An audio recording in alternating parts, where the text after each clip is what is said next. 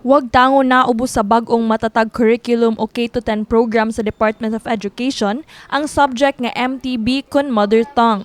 Ang matatag curriculum tuyong himuon nga yano o minusan ang mga subject sa kasamtangang congested nga K-12 curriculum aron mas ma-focus sa foundational skills sa mga bata.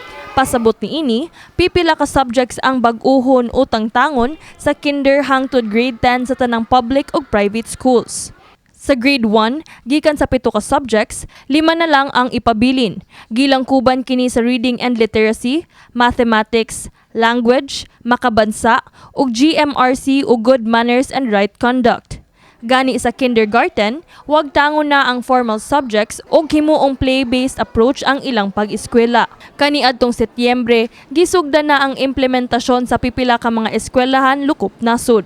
Dinhi sa Central Visayas, 5 katunghaan ang napili sa DepEd aron himuong pilot school sa bag-ong curriculum nga gilangkuban sa Tindog Integrated School sa Medellin, San Fernando North Central Elementary School, Tabugon Central Elementary School, Dumanhog National High School ug Liluan National High School.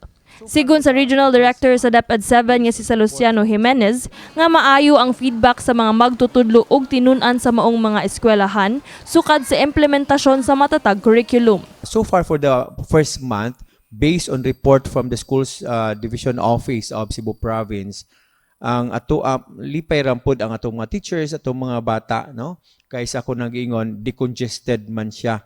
And I talked with the parents during their orientation, and parents are happy, no, knowing about the kind of curriculum that their children, our learners, are already been using.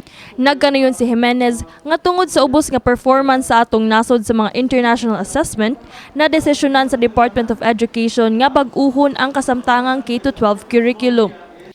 When we joined in the PISA and other international assessments, low ang atong performance. So muna ipa-check ang curriculum to make sure nga ang atong curriculum nahihaom ba sa mga international na mga curriculum as well, nga mga competencies. Formal nga ipatuman na sa tanang tunghaan ang matatag curriculum sugod sa umaabot nga school year 2024 to 2025 alang sa kinder, grade 1 o grade 4. Apan sa grades 11 ug 12, kasamtangan pang gi-review sa DepEd ang curriculum alang sa senior high school.